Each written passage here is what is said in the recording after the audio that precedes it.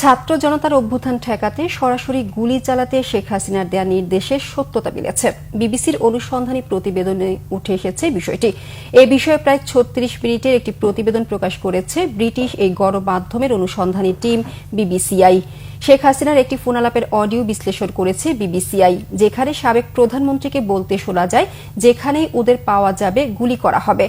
ওই phone record অনুযায়ী বিক্ষোভ দমনে নিরাপত্তা বাহিনীকে প্রাণঘাতী অস্ত্র ব্যবহারের অনুমতি দেওয়া হয়েছিল। যেখানে আন্দোলনকারীদের পাওয়া যাবে সেখানেই গুলি করার নির্দেশ দিয়েছিলেন Sheikh Hasina. British forensic audio বিশেষজ্ঞ দল ইয়ারশট আর বাংলাদেশের সিআইডি ফোনালাপটি পরীক্ষা করে অবিকৃত ও বিশ্বাসযোগ্য বলে নিশ্চিত করেছে। ধারণা করা হচ্ছে ফোনালাপটি বাংলাদেশ সরকারের জাতীয় টেলিযোগাযোগ পর্যবেক্ষণ কেন্দ্র এনটিএমসি রেকর্ড করেছিল। বিবিসির প্রতিবেদনে বলা হয়েছে, ফোন রেকর্ডটি আন্তর্জাতিক অপরাধ ট্রাইব্যুনালে হাসিনার মামলায় গুরুত্বপূর্ণ প্রমাণ হিসেবে ব্যবহার করা হচ্ছে।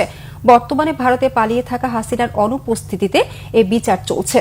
গত বছরের ৫ আগস্ট শেখ হাসিনা ভারতে পালানোর আগ পর্যন্ত ৩৬ দিনের টানা আন্দোলনের শত শত ভিডিও, ছবি, নথি বিশ্লেষণের ভিত্তিতে এই প্রতিবেদন তৈরি করেছে বিবিসি।